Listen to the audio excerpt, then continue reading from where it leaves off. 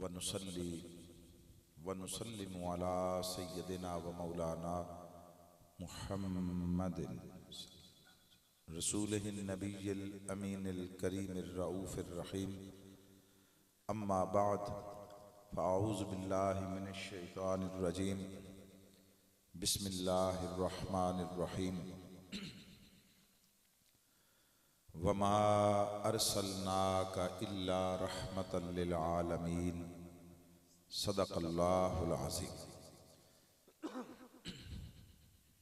इंतहाई वाजिबुल एहतराम, लायक़ सद ताज़ीम व इकराम साहिबान फ़ज़्ल व हिकमत, अरबाब इल्म व दानिश,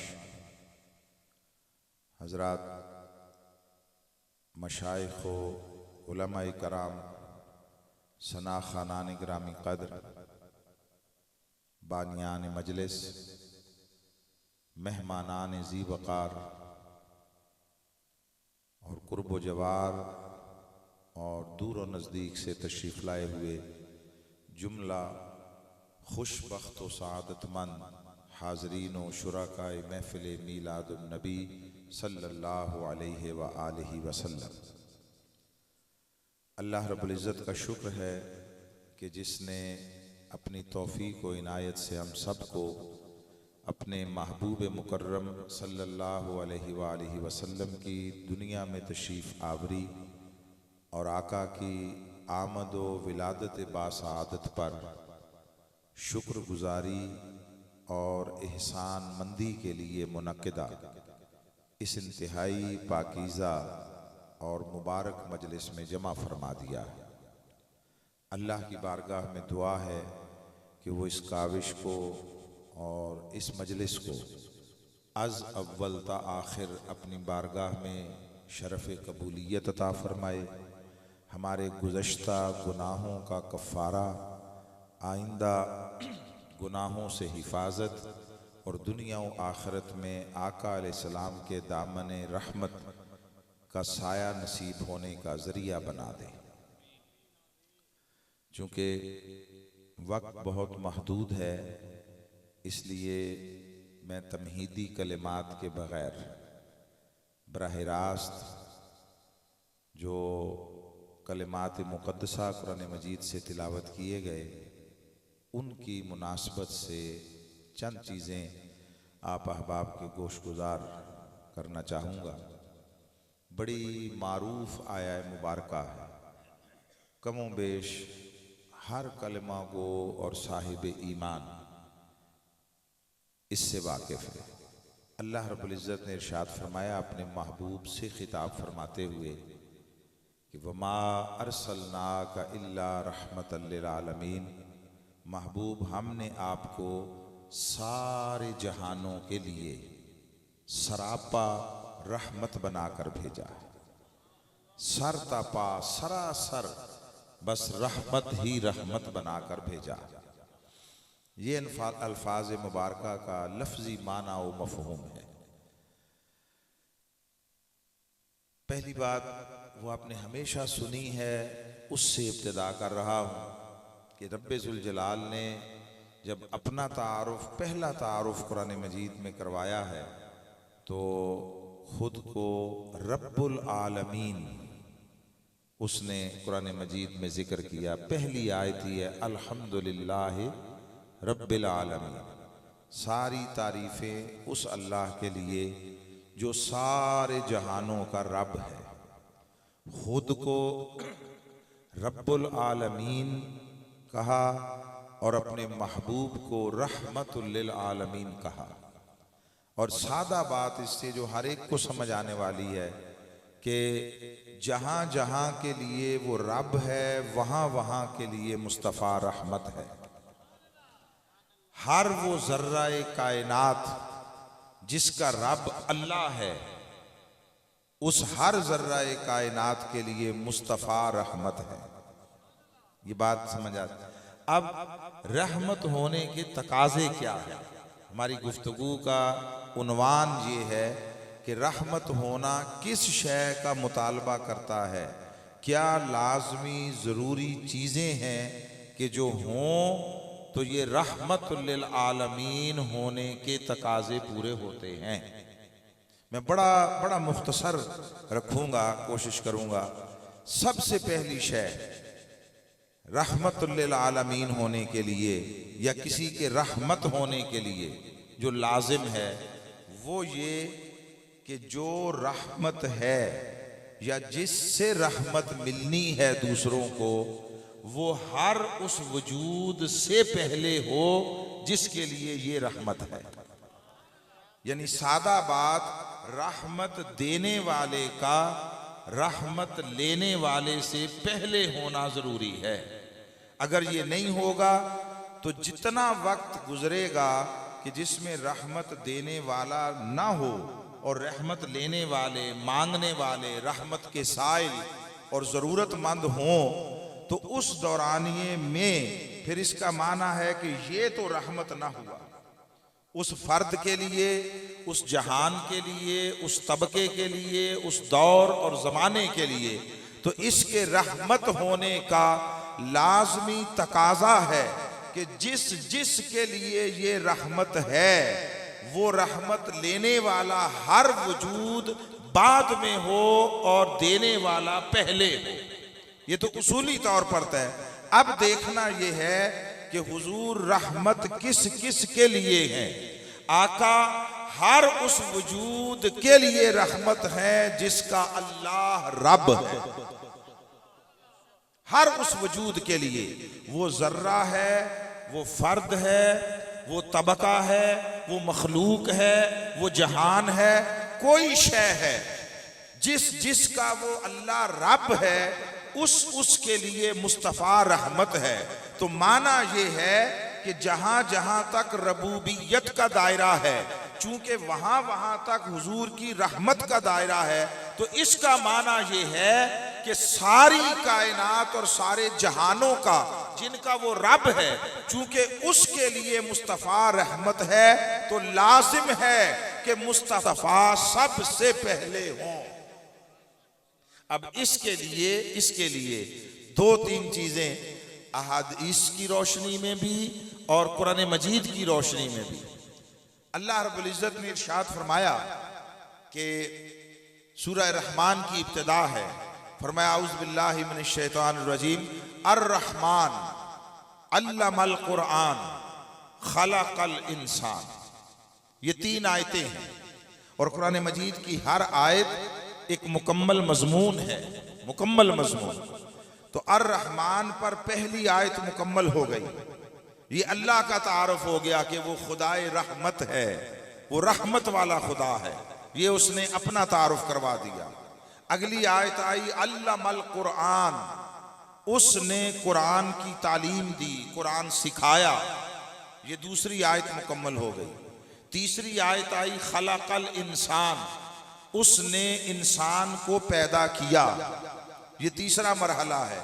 पहला मरहला यानी वो दौर जब वो तन्हा था, उसके सिवा कोई न था, अकेला था। ये पहली आयत, पहला मरहला हो गया। दूसरा मरहला आया कि उसने कुरान की तालीम दी। ये दूसरा मरहला, जमाना मुकम्मल हो गया। तीसरा जमाना आया खलकल इंसान, उसने इंसान को खल्क किया, पैदा किया।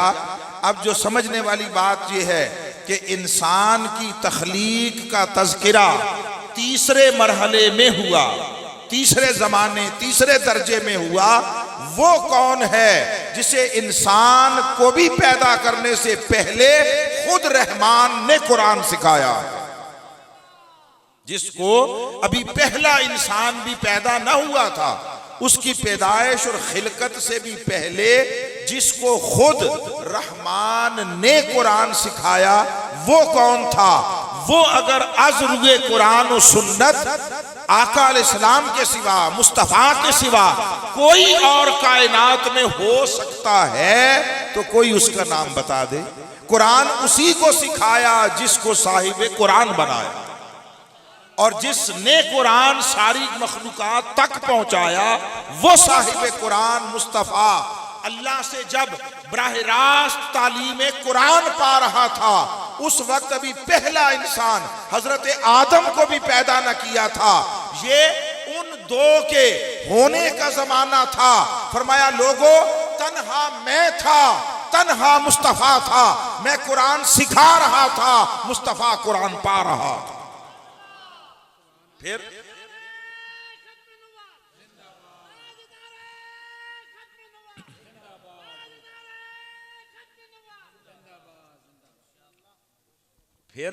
आका अलैहिस्सलाम से पूछा गया कि या रसूल अल्लाह, सबसे पहले अल्लाह ने किस शय को पैदा फरमाया? तो आका अलैहिस्सलाम ने इसका जवाब दिया। मारूफ हदीस है, हुजूर ने फरमाया, हजरत जाबिर को जवाब देते हुए फरमाया कि जाबिर, अल्लाह ने सबसे पहले तेरे नबी का नूर अपने नूर से पैदा फरमाया। दर्जनों और हदीस हैं, मैं बस इस पर इक्तफा कर रहा हूं। ये वो ज़माना था, अब जो ज़माना हम कहते हैं ये अपने समझने के लिए, वरना उस वक्त तो अभी ज़माना भी वजूद में ना आया था। वो तन्हा था, अकेला था। सो उसने चाहा कि अब किसी और को बनाऊं, किसी और को पैदा करूं। और क्यों पैदा करूं? ताकि वो मुझे पहचाने, कोई हो जो मुझे पहचान पाए। उस वक्त तक था ही अकेला। सो उस आलम तन्हाई में और उस मौसम तौहीद में उसने सबसे पहला जो नक्श अव्वल जिसको वजूद अता किया, और अता किया अपनी पहचान के लिए। और ये जो उसने पहला वजूद बनाया, ये अम्र कुन की तवज्जो से न था, ये अम्र कुन की तवज्जो से नहीं था। अभी अम्र कुन के ज़हूर और इजरा का वक्त न आया था। अम्र कुन बाद के मरहले थे। ये अम्र कुन से भी जमानों पहले उसने वो जो नक्शे अव्वल बनाया, वो अम्र मोहब्बत की तवज्जो से फकत अपनी खातिर बनाया था, फकत अपनी खातिर। इसकी तरफ ताजदार गोलड़ा सैयदना पीर मेहर अली शाह साहब अलैहि रहमत ने अपने कलाम में इशारा किया कि कुन फयकून तकल दी गल असा अगे प्रीत लगाई, मैं तू हरफ निशान ना आहा जदों दित्ती मीम गवाही। अज भी सानू औ पे दिसदे बेले बूटे काई, मेहरे अली रल ताइयों बैठे जद सिख दुहानू आई।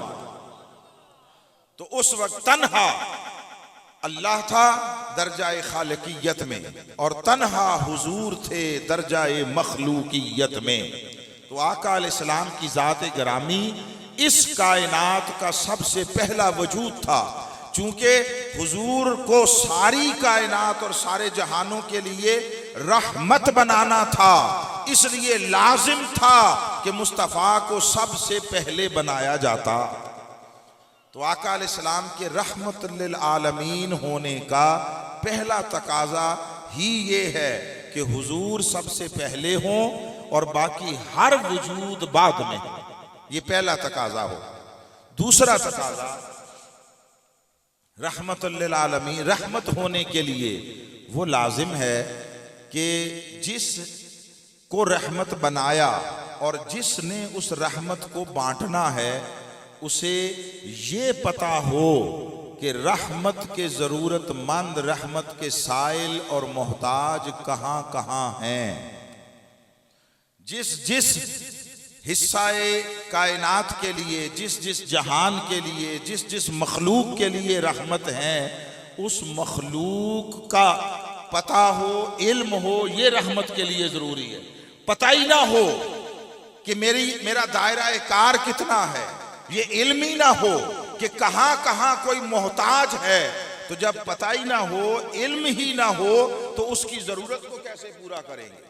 रहमत लिल आलमीन होने का माना ये है, उसका लाजमी तकाजा ये है कि जहां जहां तक रहमत है वहां वहां बसने वाली हर मखलूक का इल्म हो।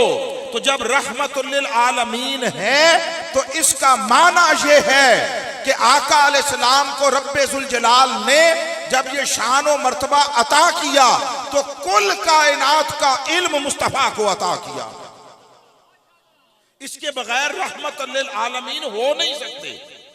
लोग लड़ते फिरते हैं, इल्म मुस्तफा पर बहसें करते हैं, मौलवी मुनाजरे करते फिरते हैं, और ताज्जुब की बात है, ताज्जुब की बात, जो सारी कायनात को सिखाने आया, सारी कायनात को इल्म बांटने आया, जिसकी एक एक हदीस पर किताबों की किताबें लिखी जाएं, जिसकी अहादीस को पढ़कर लोग मुहक्किक बन जाएं, लोग मुहद्दिस बन जाएं, लोग आलिम बन जाएं, फकीह बन जाएं, मुजतहिद बन जाएं। मुल्ला सोचता है कि वो अनपढ़ थे, वो अनपढ़ थे। मुल्ला यूं सोचता है कि चूंकि उसने किसी से पढ़ते सुनते नहीं देखा मुस्तफा को।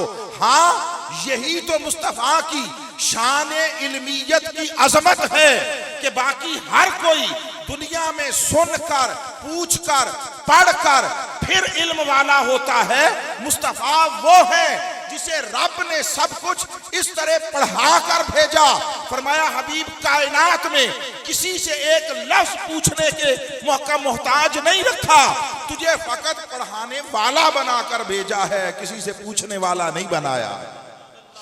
नारे तकबीर, नारे रिसालत, नारे हैदरी।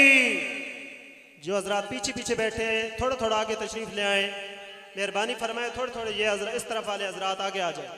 अब इस बात को समझिए।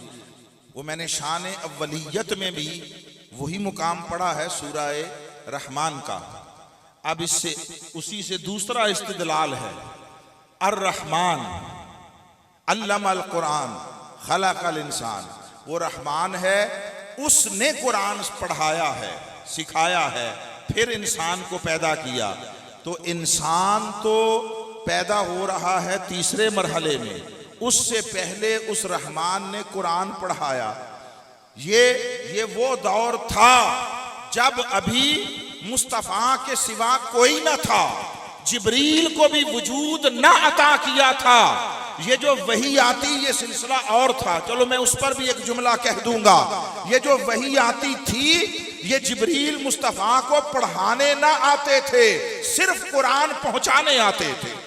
पढ़ाया खुदा ने खुद है, अल्लाह ने पढ़ा कर भेजा।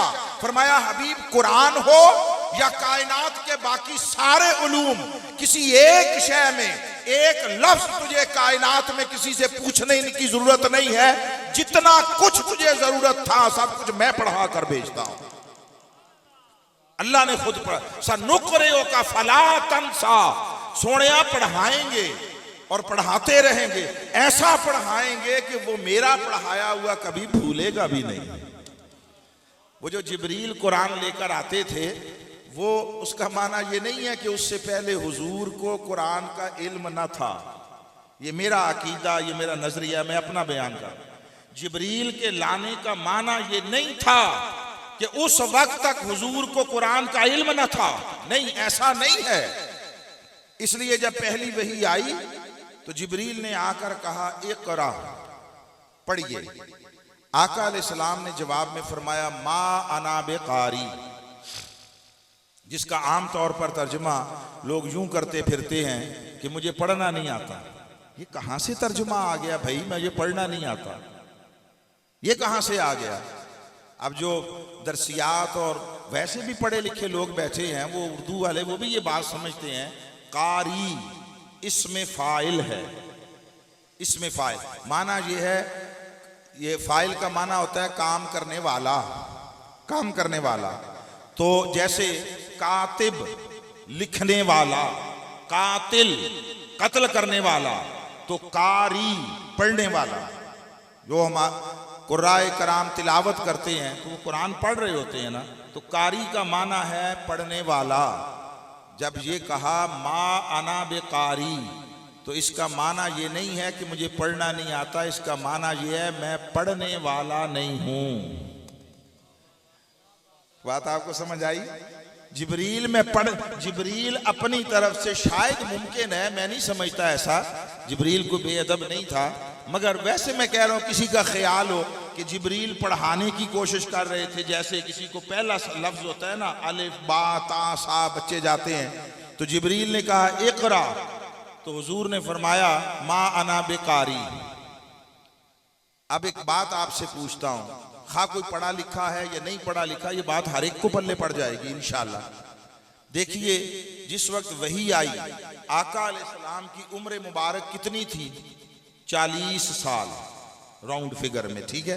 40 साल का ये कोई 3 साल का बच्चा नहीं बैठा था, 2, 3, 4 साल का बच्चा नहीं बैठा था जिसको जिब्रील लफ्ज़ पढ़ाना चाह रहे थे, उसे पढ़ना नहीं आ रहा था। ये 40 साल की उम्र का जहांदीदा आदमी, और सिर्फ 40 साल की उम्र मैटर नहीं करती, बल्कि ये वो फर्द है कि जिसके जबान से निकले हुए कलिमात वो फसाहत और बलागत के समंदर हैं। अल्लाह ने जवामिउल कलिम से नवाजा, उसका एक एक जुमला आज भी इंसानियत उसमें से हिकमतों और बसीरतों के मोती निकाल रहे हैं, चश्मे उबल रहे हैं, फिर भी मानी खत्म नहीं हो रहे। जिसका कलाम सुनकर वो जानवर दौड़े आए, दरख्त जिसका बुलावा सुनकर दौड़े आए, ये वो पैगंबर अकरम है। 40 साल की उम्र है और उसने जंगलों में नहीं गुजारी, उसने बयाबानों पहाड़ों में नहीं गुजारी, मुआशरे में भरपूर मुआशरती जिंदगी गुजारी है। उसने लोगों के झगड़ों के फैसले किए, और जिन झगड़ों पर पूरा शहर मक्का खून में नहा जाने का इम्कान था, उन झगड़ों को अपनी हिकमत और बसीरत से इस तरह तय किया कि वो तलवारें निकाल कर गर्दने मारने के लिए तैयार खड़े होने वाले एक दूसरे से गले मिलकर खुश खुश वापस चले गए।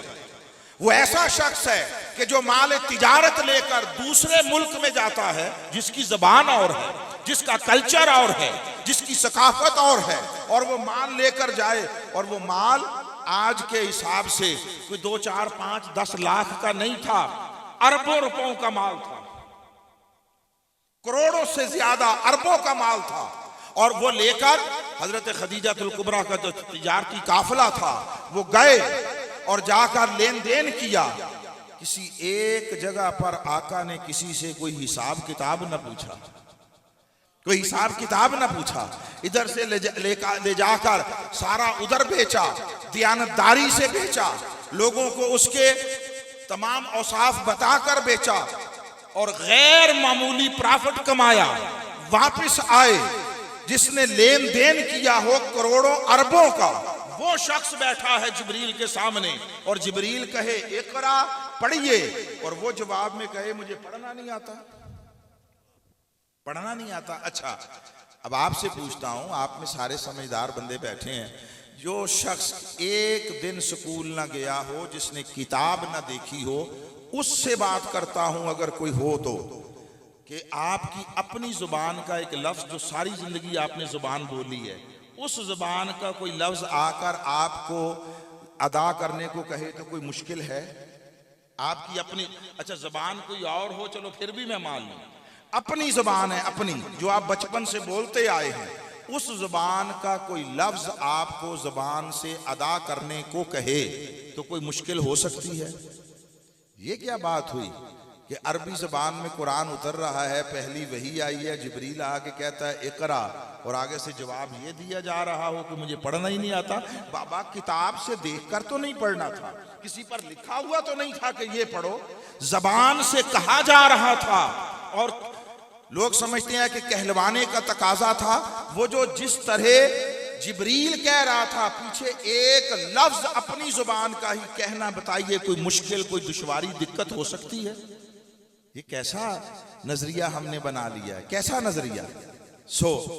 और फिर कहा कि 3 बार जब कहा जिब्रील ने हुजूर के सीने से सीना मिलाया, तो फिर आका अलैहिस्सलाम के पर्दे उठ गए और हुजूर की जुबान चल निकली और हुजूर को पढ़ना आ गया।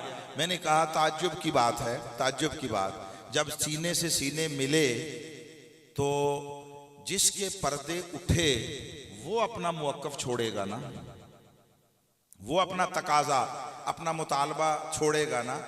अगर आका अलैहिस्सलाम ने अपना तर्ज अमल छोड़ा कि 3 दफा कहा मां ना बेकारी, तो चौथी दफा एक लफ्ज वो पीछे कह दिया, तो फिर मैं मान लेता हूं कि आका अलैहिस्सलाम ने अपना मुवक्कफ छोड़ दिया और हुजूर के पर्दे उठे।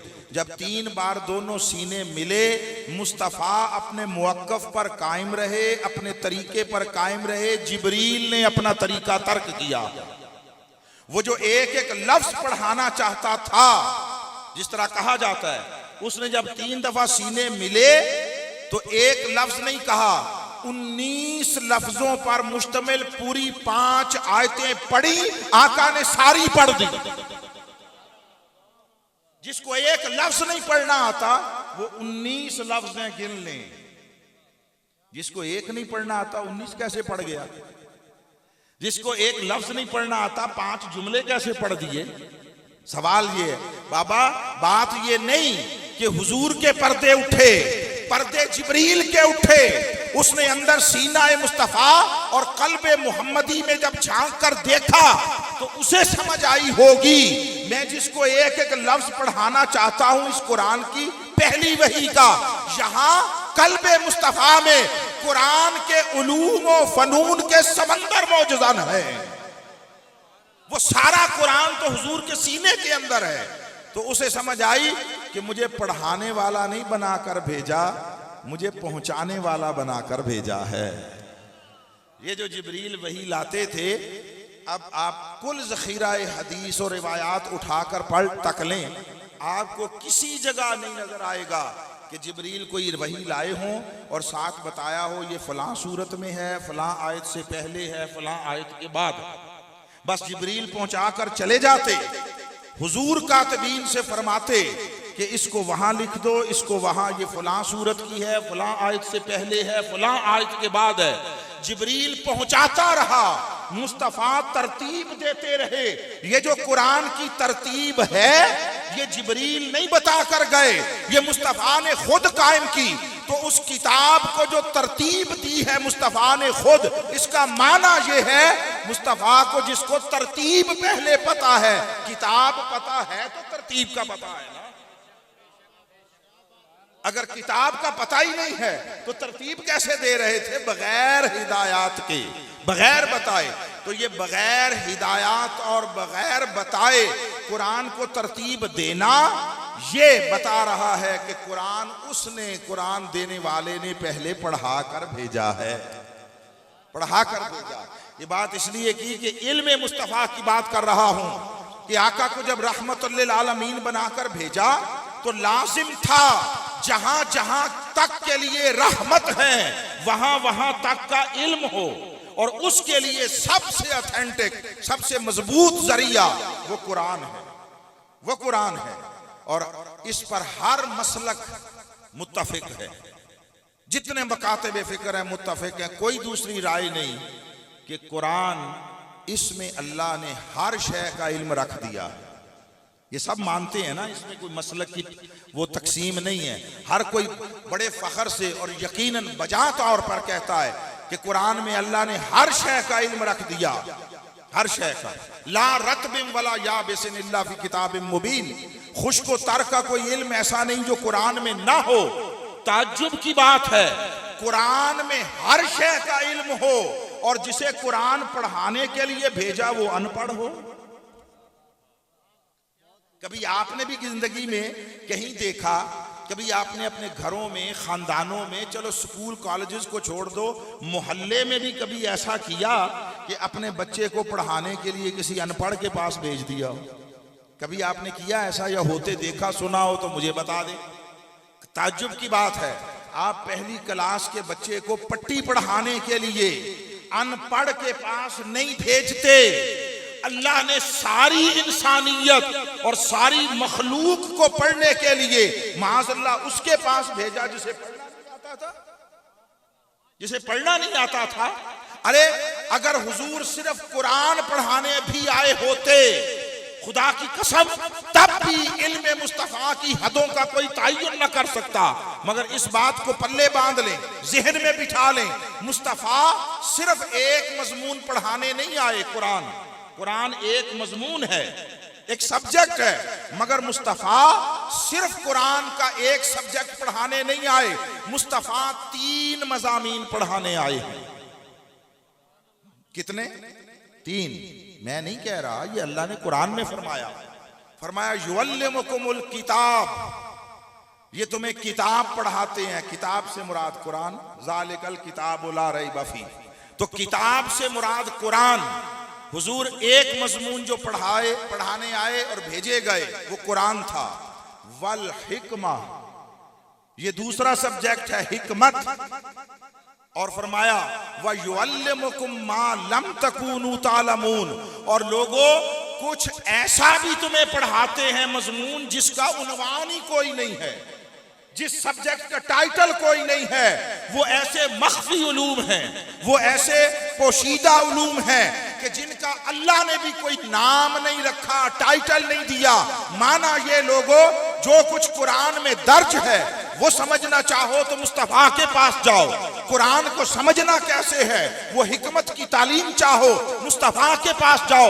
और जो कुछ कायनात में छुपा हुआ मख्फी है, तुम्हारी उस तक रसाई नहीं, वो छुपे हुए उलूम, वो छुपे हुए खजाने, वो छुपे हुए मारिफ, अगर वो भी जानना चाहो के पास जाओ।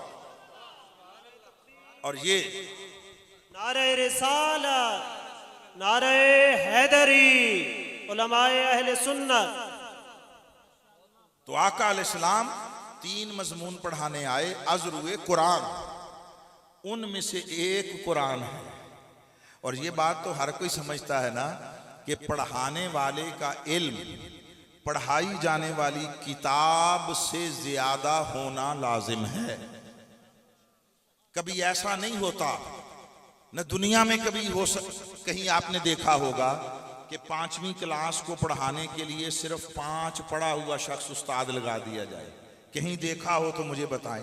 उसके लिए तरीका है, कम अज कम पहली जमात से 5वीं क्लास तक के लिए भी जो टीचर अपॉइंट किया जाता है, ऑफिशियल रिक्वायरमेंट ये है कि कम अज कम मैट्रिक पीटीसी हो।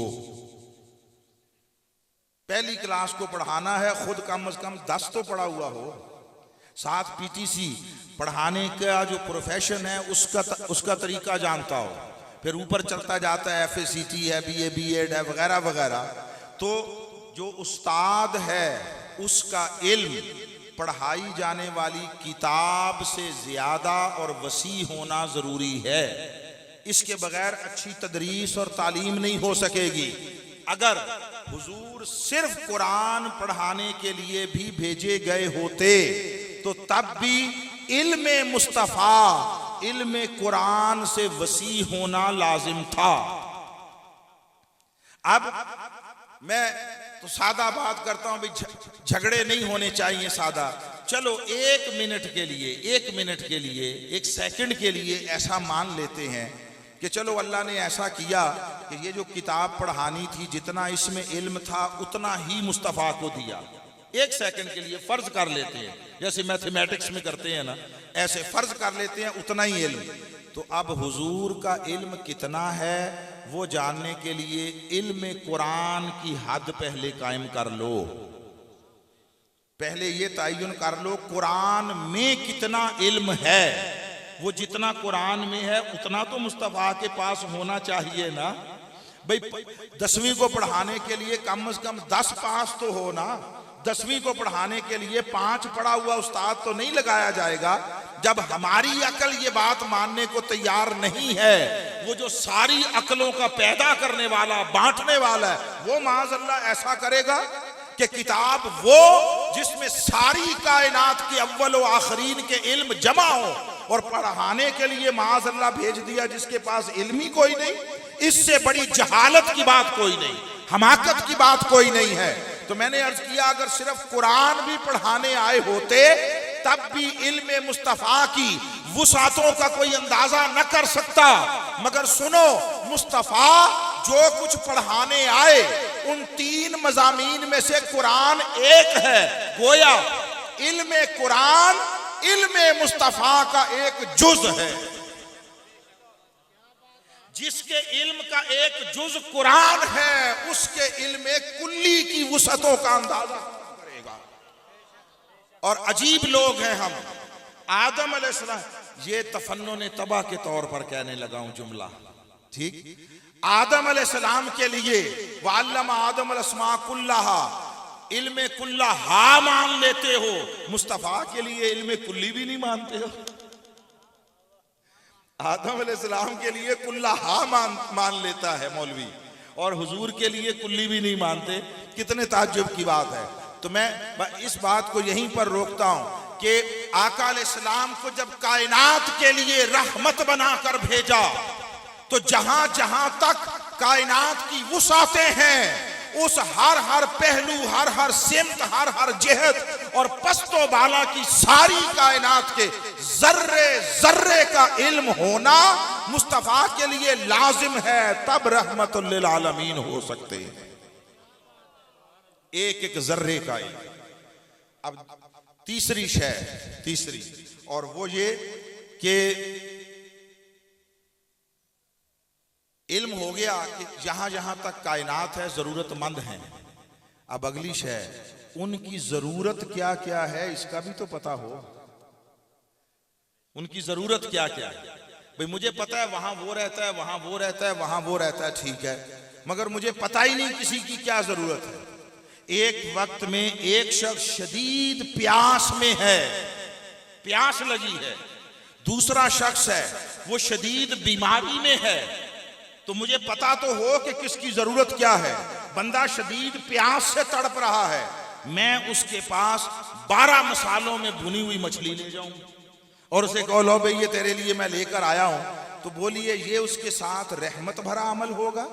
नहीं, वो उसको चख नहीं सकता। हलक में कांटे चुभ रहे हैं, प्यास की शिद्दत है, वो प्यास की वजह से मरने जा रहा है। उस वक्त उसकी जरूरत एक गिलास पानी है, उसके लिए वो हर कीमत देने को तैयार है। तो पानी न दूं और उसके लिए मुर्ग मुसल्लम ले जाऊं, उसके लिए मसालेदार मछली फ्राई करके ले जाऊं, तो इससे उसको फायदा नहीं होगा, अजियत और नुकसान होगा। तो रहमत होने के लिए लाजिम है कि जो जो जहां है उसे किस किस शय की जरूरत है ये भी पता हो। ये पता हो किसकी जरूरत क्या है। पता होगा तो जरूरत पूरी करेगा ना, या पता ही नहीं है तो क्या करेगा। ये तीसरी शय हो गई। चौथी शय, वो जो उसकी जरूरत है, जिसको जिस जिस शय की जरूरत है वो शय उसके पास हो भी। भाई आपको पता है फलां आदमी है, वो बेचारा हॉस्पिटल में बीमार है, शदीद बीमार है, आपको पता भी है, मगर आपके पास उसकी दवाई नहीं है, तो आप उसके लिए रहमत नहीं बन सकते या रहमत का अमल नहीं कर सकते। तो चौथी शय लाजिम है कि जो किसी की जरूरत है उस जरूरत का इल्म भी हो और वो जरूरत की शय उसके पास हो भी, मगर फिर भी रहमत होने के तकाजा पूरा नहीं होता। चीजों का ढेर लगा है, आपको आगे देने की इजाजत नहीं है, अथॉरिटी नहीं है। बाज़ औक़ात शहरों में चले जाएं, बड़े बड़े स्टोर होते हैं कंपनियों के, ये जो कैश एंड कैरीज हैं। नारे तकबीर, नारे रिसालत, रास्ता दे दें जी, पीर साहब तशरीफ ला रहे हैं, रास्ता दे दें। नारे तकबीर, नारे रिसालत, नारे हैदरी,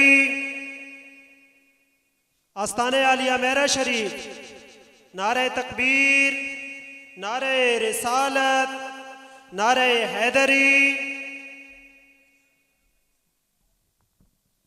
आस्ताने आलिया मेरा शरीफ। हमारी खुशबख्ती बज़ में तशरीफ़ लाए पीर तरीक़त रहबर शरीयत साहिबजादा पीर फारूक अहमद मैरवी चिश्ती निज़ामी सजादा नशीन आस्ताना आलिया मेरा शरीफ। हम आपको बज़ में दिल की अथाह गहराइयों से खुश आमदीद कहते हैं। आपके साथ हज़रत अल्लामा मौलाना लाल फारूकी साहब आप तशरीफ़ लाए, आपको भी खुश आमदीद कहते हैं।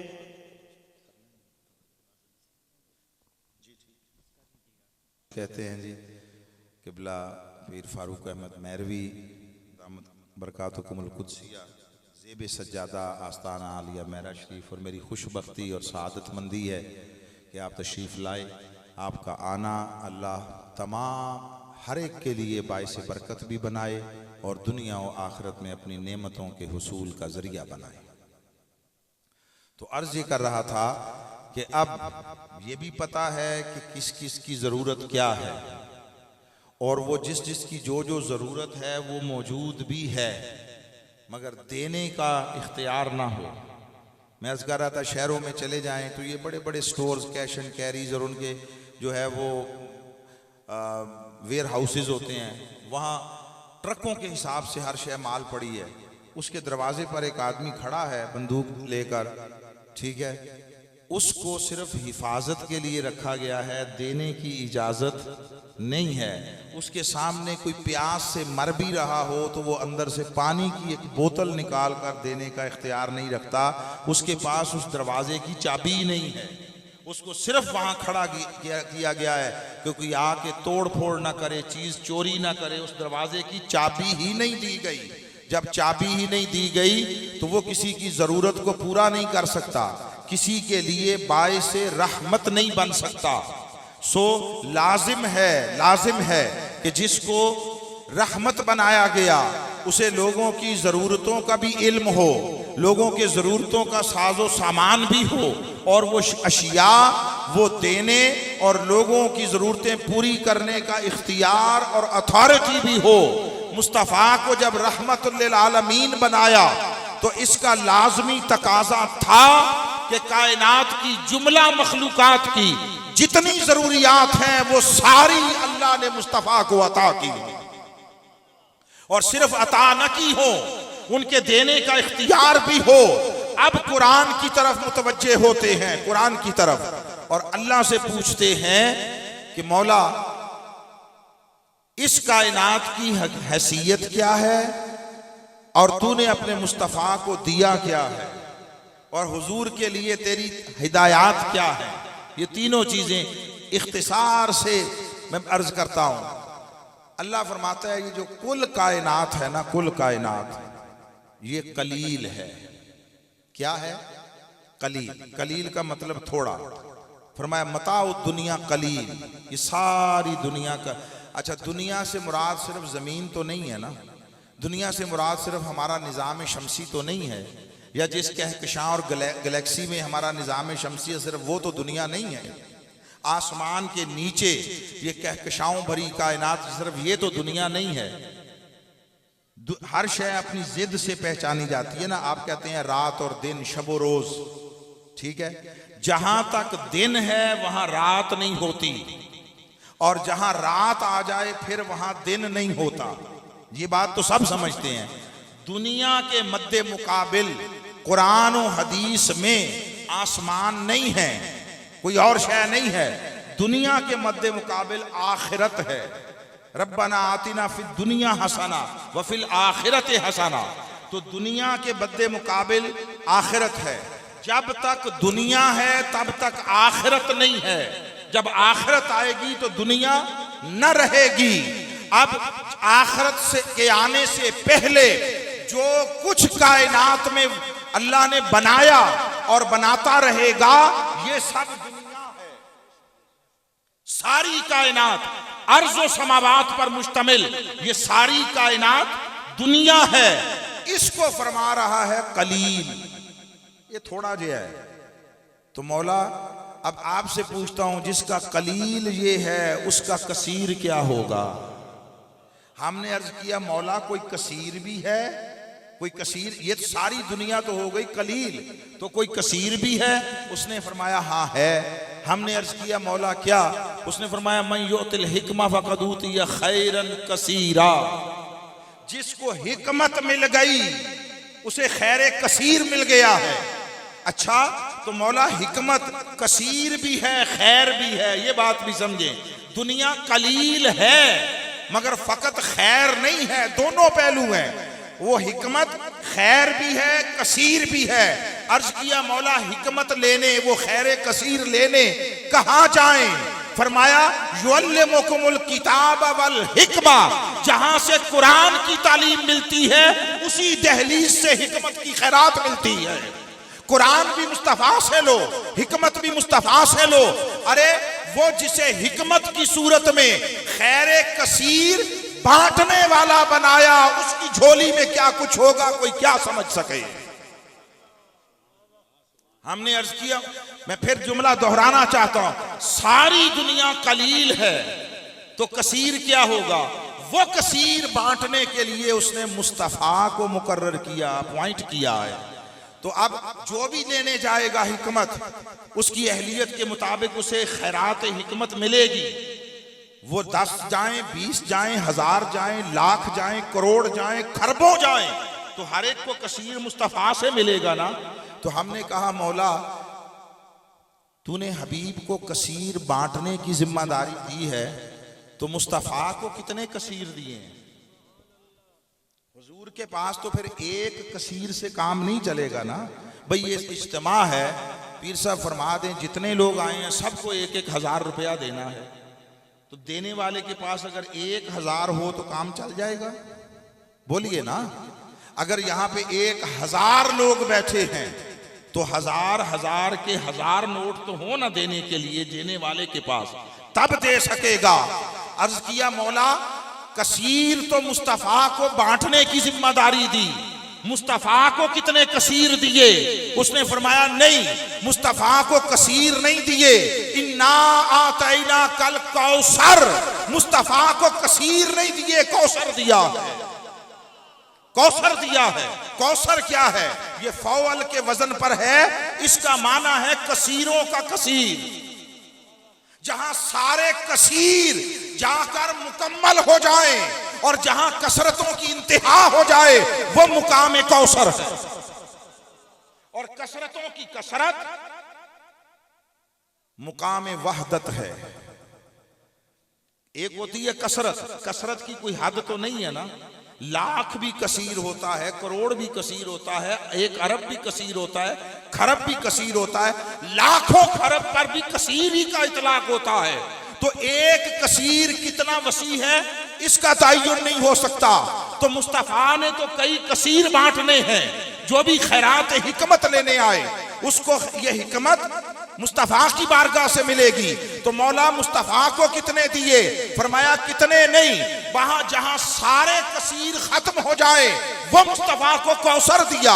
वो कसरतों की कसरत है और कसरतों की कसरत मुकाम वहदत है और मुकाम वहदत शान खुदाबंदी है। शान खुदा। ये शायद औलिया आए तो उनके फैज है कि कुछ थोड़ी उधर की बात भी होने लग गई है। वो मुकाम जो कसरतों का कसरत है, कौसर, वो मुकाम वहदत है, वो शान खुदाबंदी है। अब क्या अर्ज करूं, फहम फटते हैं इस बात को सोचते हुए। उसने फरमाया सोनिया ये कलील की मोहब्बत में हिर्स दुनिया में मुब्तला है, इन्हें क्या जाने, तुझे कौसर दिया। कौसर कसरतों की कसरत, मुकाम वहदत, वो मेरी शान है। गोया रब ये फरमा रहा है लोगों, दुनिया की हकीकत क्या, आखिरत की हकीकत क्या, कौसर के पर्दे में मैं रब मुस्तफा का हो गया हूं। इन्ना तैना कल कौसर का माना कर रहा हूं सोनिया, हम तेरे हो गए, हम तेरे हो गए। खुदा जिसका हो गया, रब जिसका हो गया, पीछे कमी क्या रह गई? वो देख एक एक लम्हे में लाखों कसीर बांटे कभी खत्म ना होंगे।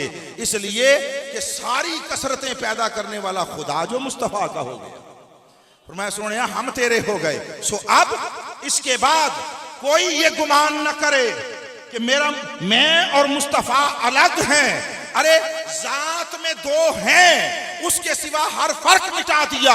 जो मुस्तफा का है वो मेरा है, जो मेरा है वो मुस्तफा का है। कोई अल्लाह के खजानों से लेना चाहे तो मुस्तफा के पास जाए। आका ने ऐलान फरमा दिया इन्नमा अना कासिमुन वल्लाहु योती, लोगों अताएं सारी उसी की हैं, बटती सिर्फ मेरे हाथ से। तकसीम का हक, इख्तियार और अथॉरिटी अल्लाह ने फकत मुझे दी है।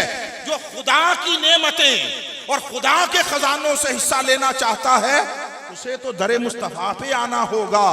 जिसे दरे मुस्तफा पे आना कबूल नहीं है, इसका माना यह है उसे खुदा से लेने की हाजत नहीं है। जो मुस्तफा से लेने से इनकार करता है वो दर हकीकत अल्लाह की नेमतों का इनकार करता है। तो हुजूर को कौसर की शक्ल में रब्बे जुल जलाल ने अपनी मायत अता फरमा दी।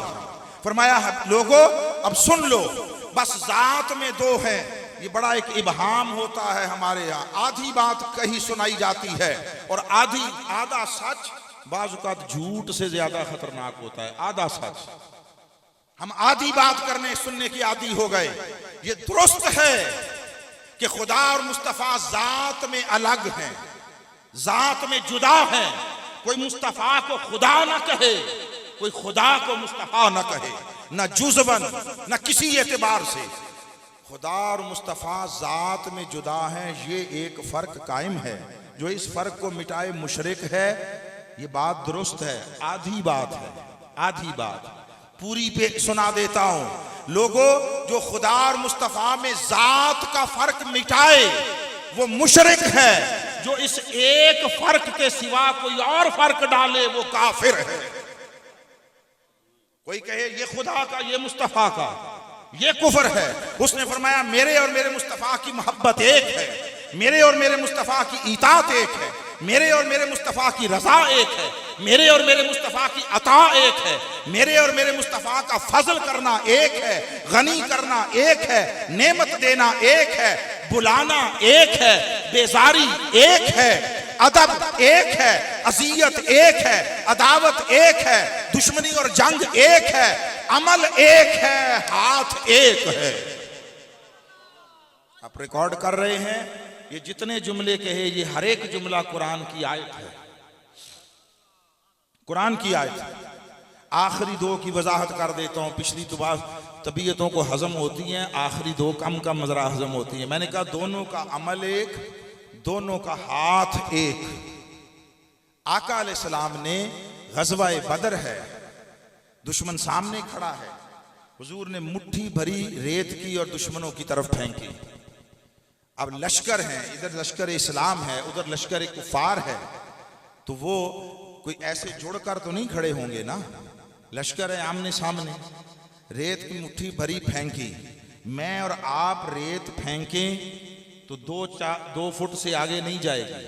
आप आजमा लें, बारीक बारीक जर्रा है, हवा की फ्रिक्शन होती है, रेत गिर जाए। इतना बड़ा पत्थर हो तो दूर चला जाएगा, इतनी सारी रेत दूर नहीं जाएगी। हाँ, मैं और आप फेंके तो नहीं जाएगी, यहीं गिर जाएगी। मुस्तफ़ा फेंके तो जहां भेजते हैं हवा के झोंकों के दोष पर उड़ते हुए वहां जाती है। आका ने फेंकी, हर काफिर की आंख तक गई। हमने पूछा, क्योंकि सहाबा वहां मौजूद थे, ऐनी शाहिदीन थे, हमने पूछा ए ग्रोह सहाबा, ए खुशबख्त अफराद, बताओ वो रेत किसने फेंकी थी? सहाबा ने कहा हुजूर ने फेंकी थी। हमने देखा अपनी आंखों से, यानी शाहिद हैं, गवाह हैं, वो रेत मुस्तफ़ा ने फेंकी।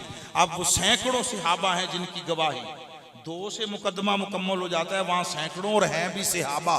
किस दर हमने उस चैप्टर को क्लोज करना चाहा, बस ठीक है, बात स्टेब्लिश हो गई कि रेत मुस्तफ़ा ने फेंकी। हम बात को क्लोज करके ठपने लगे, बंद करने लगे। वो बॉल उठा, उसने कहा इनसे पूछते हो, मुझसे भी तो पूछो, मुझसे भी तो पूछो, मैं भी, मुझसे भी गवाही लो मौला, आप भी गवाही देते हो। उसने कहा मैं भी गवाही देता हूं, अना मिन शाहिदीन, मैं भी गवाह हूं। अच्छा मौला आप फरमाएं। उसने कुरान की आयत उतारी और फरमाया अपने हबीब से मुखातिब होकर, वमा रमैता इज़ रमैता वलाकिन अल्लाह रमा। सोनिया वो रेत तूने नहीं फेंकी जब तूने फेंकी, तूने फेंकी भी है और तूने नहीं भी फेंकी। वो तूने नहीं फेंकी रेत जब तूने फेंकी, तो मौला फिर हकीकत क्या है? फरमाया हकीकत ये है वलाकिन अल्लाह रमा, वो रेत अल्लाह ने फेंकी है। ये कुरान है। हमने अर्ज किया मौला ये सब कह रहे हैं वो तेरे महबूब का हाथ था। उसने कहा अच्छा हाथ में उलझे हुए हो, अभी तक हाथ में उलझे हुए हो, आओ लगे हाथों हाथ का मामला भी साफ कर लेते हैं, वो भी निपटा लेते हैं। फिर इससे अगला मौका है, वहां 300 कुछ थे, अगले मौका पर कोई 1500 सहाबा हैं, 1500। हुदैबिया के मुकाम पर हुजूर ने उनसे अपने दस्ते मुबारक पर बैत जानिसारी ली, वफादारी का अहद लिया। हमने पूछा सहाबा से किसके हाथ पर बैत की? उन्होंने कहा मुस्तफ़ा के हाथ पर, हुजूर के हाथ पर बैत की।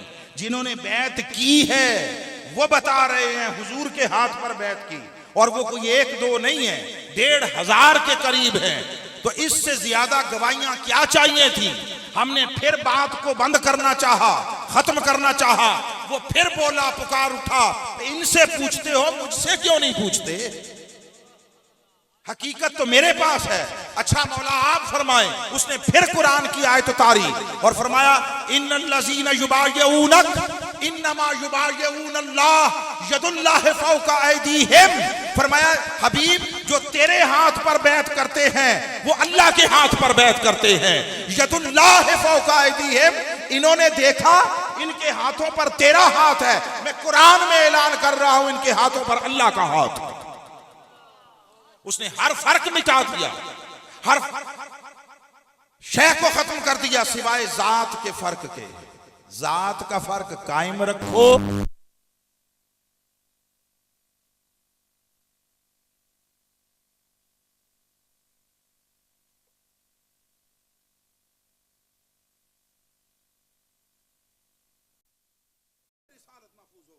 तो मुस्तफा को अल्लाह ने वो कुछ अता किया, वो कुछ अता किया। फरमाया हबीब हम तेरे हो गए, जब हम तेरे हो गए तो कमी क्या रह गई। अब ऐलान किया, फरमाया पड़ता तो वो बेचारा चाहे मिन्नत तर्रा भी कर रहा हो, हम जरूरत नहीं पूरी कर सकते। तो मुस्तफा के रहमत लिल आलमीन होने का तकाजा ये है उनकी बोलियां भी आती हो, मुस्तफा समझते हो ताकि जरूरतें पूरी हो। अब ये आका अलैहिस्सलाम सारी कायनात के लिए रहमत है। हुजूर ने फरमाया अल्लाह ने कोई नेमत मुझे ऐसी नहीं दी जिसका हिस्सा उम्मत को ना दिया हो। किसी ने कहा कि आपको तो अल्लाह ने, आप पर तो अल्लाह और उसके फरिश्ते दरूद भी भेजते हैं। अल्लाह ने आयत उतार दी, हुवल्लज़ी युसल्ली अलैकुम व मलाइकतुहु लियुखरिजकुम मिनज़्ज़ुलुमाति इलन नूर। फरमाया है मुस्तफ़ा के गुलामों, मैं अपने फरिश्तों के साथ तुम पर भी दरूद भेजता हूँ। हुजूर पर दरूद उनकी शान के लायक, तुम पर दरूद तुम्हारी हैसियत के मुताबिक। अब जो बात कहना चाहता हूं, लोगों जब मुस्तफा कायनात के लिए रहमत है तो हुजूर की उम्मत को भी रहमत होना चाहिए। एक दूसरे के लिए रहमत बन जाओ, एक दूसरे के लिए राहत बन जाओ, एक दूसरे के मसाइल को खत्म करने वाले बन जाओ। जहां दीन आएगा वहां मोहब्बत आएगी। अगर अदावतें भी हों और नमाजें भी पढ़ी जाती रहे तो समझ लो दीन दिलों में दाखिल नहीं हुआ। उसने कहा उज़्कुरू नेमत अल्लाह अलैकुम इज़ कुंतुम आदाअन, अल्लाह की नेमत को याद करो, इस दीन के आने से पहले तुम दुश्मन थे। फ़अल्लफ़ बैन क़ुलूबिकुम, उसने तुम्हारे दिलों में उल्फत और मोहब्बत डाल दी। फ़अस्बहतुम बिनेमतिही इख़वाना, उसकी नेमत के सबब से भाई भाई बन गए। यहाँ सुबह शाम एक दूसरे के साथ गालम गलोच हो, गीबत हो, दूसरे की हक तलफी हो, कब्जे हो, इज्जतों को उछालना हो, झूठ का कारोबार हो, धोखा हो, बेईमानी हो, मुनाफिकत हो, सौदे में मिलावट हो, नाप तोल में कमी बेशी हो। सुबह शाम अपने साथ के भाइयों कलमा गो, हत्ता के रिश्तेदारियों में एक दूसरे को काटना हो, एक दूसरे की जमीनों पर कब्जे हो, टके टके की शय के लिए लड़ना मरना हो, तो फिर उम्मत का तर्ज अमल तो रहमत का ना हुआ। जब रहमत का ना हुआ तो रहमत लिल आलमीन से ताल्लुक क्या हुआ। ये सिर्फ लफ्जों की बात है। आका की गुलामी सिर्फ नारों की हद तक है। हुजूर की मोहब्बत वो सिर्फ कौल करार की हद तक है। अगर मुस्तफा की निस्बत ने और हुजूर के दीन और शरीयत ने आपके अहवाल जिंदगी को नहीं बदला, अगर आपके तर्ज अमल को नहीं बदला, आपको सरापा मोहब्बत सरापा उल्फत नहीं बनाया, दूसरों के लिए नफा रसा नहीं बनाया, दूसरों की भलाई करने वाला नहीं बनाया, तो माफ कीजिएगा 5 छोड़ 50 नमाजें पढ़ते रहो, आपने दीन में से कुछ ना पाया।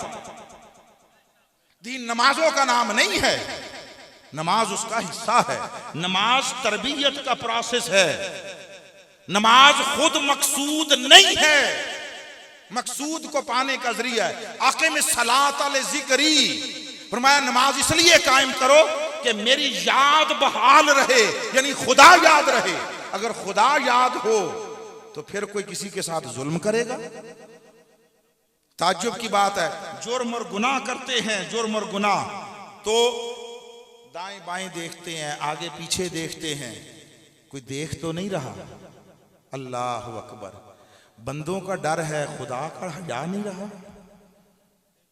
इंसान इतना बुज़दिल है कि इतने से कीड़े से डरता है, इतना निडर है कि अल्लाह से नहीं डरता, अल्लाह से नहीं डरता। अगर लोगों के सामने गुनाह करने, जुल्म करने से रुक जाते हो लोगों के डर से, तो तन्हाई में तो और ज्यादा कि वहां तो खुदा देख रहा। और खुदा के देखने का एहसास करने के लिए दाएं बाएं बाहर झांकने की जरूरत नहीं है। याद रखो, खुदा तुम्हें बाहर से, दाएं बाएं ऊपर नीचे से नहीं देखता, अंदर से देखता है। वो तुम्हें अंदर से देखता है, अंदर, वो तुम्हारे अंदर रगे जा में है। वफी अनफुसिकुम,